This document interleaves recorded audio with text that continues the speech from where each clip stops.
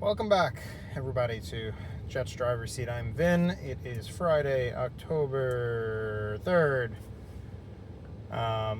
The Jets are still coming off their... I'm still not over it, guys. I know I had a little bit of a crash out Monday night. Wasn't great. Cursed a little bit more than I wanted to, but whatever. That game is still really going to stick with me for a while. That really irritated and annoyed me a lot of how they lost that game. They really couldn't afford to lose that game. It's just not a good look to start off a regime 0-4 and look this horrifically undisciplined as a team between the turnovers and the penalties. And again, we don't have to harp over it. A bunch of those penalties weren't their fault. The officiating was disgusting.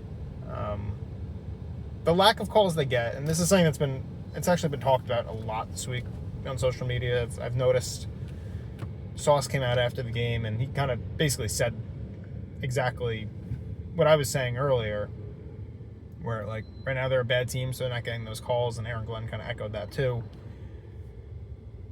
But the way Sauce worded it came off more like the Jets are bad, so it's not even that they're looking to call penalties on the Jets. They're not getting calls when other teams are. Like, the reverse being true, where they're not getting the benefit of the doubt and they're getting penalized more. Something's really off and weird about it. It's not the reason why they're 0-4, but it is something worth noting. Going back to 0-4, this team, I don't know how else to say. They just desperately need to stop with the penalties and the turnovers. It's so egregious and so bad. It's such a terrible look for a new regime where this was such a big problem with the last staff that was here, and for it not to get even like a little bit better. Having a few days to digest it now, how this team has looked, and not coming off just the pure raw emotion of it. I still expect this to get better, but this is mostly the same team as it was last year and the year before. It's a lot of the same guys. It's not this regime's cast right now. They haven't turned over the roster enough for it to really put their fingerprints all over it. And maybe that's the best excuse I can come up with for them right now. That it's just not their guys, so it is what it is. And they're trying to teach them. And they picked up a lot of bad habits under Saleh and Douglas and all of them.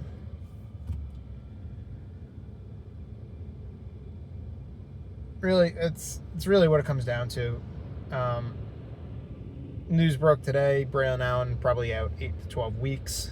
That sucks. He's going to be out till, basically they're saying December, if not for the rest of the season. 12 weeks would put you at week 17. At that point, yeah, he's still young. They probably still bring him back just to get him reps. But as you can see, I'm sitting in dead stop traffic. I'm not moving at all. But yeah, it's not great. Looking ahead, though, it is Friday. We have a game in 2 nights. The Dallas Cowboys. Maybe the only defense in the league worse than ours. And that's putting it politely. This game, Dak and the Cowboys offense, even without CeeDee Lamb, they're a very good offense. I am very nervous about watching them just tear the Jets defense apart. Just can't stop anybody right now. And there's metrics out there that show on first and second down they're actually pretty decent. It's just they keep giving up third. I don't care if you give up 2 yards on first and second down and you just let them convert 8 yards for the third down. It doesn't matter. It's the same difference as if you just got gashed on first and second down. But I'm very concerned that the Cowboys are just going to put up 60 points on Sunday. This game might end like 60-40. This might be an over-under of 100 points in this game. And I say that only half jokingly. I think the offense is going to look fine because the Cowboys defense just is that bad. I expect a much heavier involvement of Garrett Wilson after his fourth quarter, how just dominant he looked. And there's a little clip of him talking the sideline to Glenn, and it felt like he was basically just telling Glenn, give me the ball. Just give me the goddamn ball, and not in a Keyshawn way. And he's right, because he's the only person who makes anything move on that offense. So I think you're going to see him get the Brock a lot more. Hopefully, without Braylon Allen there, you give Breece the ball more, but something tells me that that's not changing. For whatever reason, they love taking him off the field on third down. I don't understand it at all. He's the second best playmaker on the team, and you just keep removing him on third down and within the 10-yard line. It makes no sense. Hopefully they just stop doing that. I don't even have an explanation for that. I really don't understand why they do that, or in what way Isaiah Davis fills that role better for you. But we're not sure if Jermaine Johnson's going to play. And hopefully he does, but he's obviously banged up. Michael Carter is out with a concussion. He's looked terrible. And I hate to say that because I really do like Michael Carter. He earned that contract. Like, it was a good story, like a day 3 pick. Not much expected of him. Becomes one of the best nickels in football pretty quickly. Gets his extension, and he just hasn't looked right since last year. He doesn't look... I don't think he's mailing it in. I don't think it's that. And he doesn't seem like the kind of guy to do that. I think he's been hurting, and his body is just not cooperating with him. And that's unfortunate, but it's the reality of the NFL. It's a tough league, and he's a small corner, and these things happen. And at this point, he's tracking towards not being on the team next year, unfortunately. They do get Jarvis Brownlee, corner. They trade from the Titans. That'll be interesting to see. It sounds like he was kind of traded for almost to be Michael Carter's replacement. That's kind of how I read that. And we get to see it right away because Michael Carter's out. So he looks like he's ready to play. I've heard he can be a little grabby, but good coverage. Listen, it's got to be better either way. Brandon Stevens actually he didn't look great or really even that good, but he looked better versus the Dolphins than he has. So that's a positive sign. You really need Jermaine back because having Tyler Barron out there is terrible. Having Braden McGregor out there is terrible. They're not NFL caliber players. They should not be on the field, and they're getting so many snaps. So I don't know how you solve that without Jermaine Johnson. Even with Jermaine Johnson, they're going to get too many snaps. Michael Clemens, I'm not going to just keep beating that horse. It's insane at this point. Yeah, I'm obviously a lot less optimistic this week, guys. I'm not as excited anymore, and it sucks because it's not even... It is October, but this season felt like it was dead before October even got here, and that's pretty low, even for a Jets franchise that's missed the playoffs for 15 consecutive seasons. So, I'm not going to pick them to win this game, but I will say this. The spread's only 2.5 points, and I don't really understand why, because I think Dallas should win this game by like 20 points. Not really even because they're 20 points better than the Jets. I think here's the thing with the Jets right now. They're not the most untalented team. They have their deficiencies and all of that.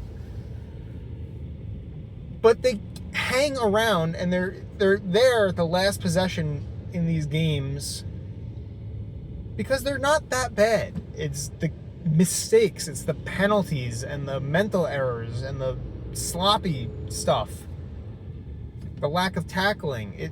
They're not untalented. It's just they can't get out of their own way. And the Breece Hall quote at the end of at Monday night was the most perfect encapsulation of the Jets franchise over at least the last 5 years, you could say, if not longer. His teams shoot themselves in the foot and we come back and shoot ourselves in the head. And when I heard that live, it took me a step back. I was like, wow, that was very aggressive, but how true could you be? Because that's really what they do. Like, every team shoots themselves in the foot a little bit. Like, very few teams out there that play perfect football all the time. The Bills feel like they're one of them, but even they don't. Like, they let the Saints hang around for the first half last week, and then they kind of just blew it off. But what I'm getting at is you could survive shooting yourself in the foot once or twice in a game. Most of the time. Like, when you're playing these juggernauts, like, sometimes you can. But if you shoot yourself in the foot once or twice a game, you should still probably be a playoff team. Like, you're going to be right there. It's this team in the Jets that shoots themselves in the head repeatedly, where it's just they make game-ending mistakes constantly. You just can't do it, and they compound is the problem too. It's not just like one mistake or one big mistake. I mean, there are the big mistakes too that they're making, but even they shoot themselves in the foot 1,000 times as well as the head. But even with all that said, they're usually in there at the end of games, and this 2.5 point line is weird. It feels like it should be more. I'm assuming it's because Dallas's defense is just so putrid that like it's going to be a shootout. So like even if the Jets give up 40, Dallas probably will too. I don't know what I think is going to happen in this game. I'm going to pick them to lose, but it feels weirdly similar to that Jets-Texans game last year on, I don't know if it's Thursday Night Football or Monday Night Football. It was a Halloween game, and we're all black. And it was the game where Garrett Wilson had his Jumpman logo catch, which was just one of the coolest catches ever that I can remember. Definitely in Jets history, it was one of the more acrobatic and aesthetically pleasing catches. And they won that game. Like, the Texans were a much better team, especially at that point of the year, than the Jets. The Jets looked horrible, couldn't get out of their own way again. And the Texans they ended up a playoff team. And I think the Texans were only like 3-point favorites or 2-point favorites. And it went into it like, doesn't make sense. Like, why? Like, it's almost like Vegas is daring you to bet them. It's telling me something is open there for the Jets. I don't know what kind of metrics they use and they're looking at that it's resulting in that. But what I will say is I think the Jets are going to lose this game either way. And I think it's going to be kind of embarrassing because it usually is. So I'm going to go with, it's a good number. I think they're giving up 40 at least. I can't see a world where they just don't give up 40 to the Cowboys. Let's say 41-30. I think they lose 41-30. Part of me wants to say they actually lose 60-40, and it'd be a 100-point over-under game, but it's a lot of scoring. That'd be entertaining. I'll give it that. But that's what I got for you today, guys. I know it's not the most positive one, but until they give me more of a reason to be positive, that's all I got. I'll probably talk to you guys again Monday, if I had to guess. It might be Sunday. I'll probably be driving Sunday night. So I'll see you guys then. Peace.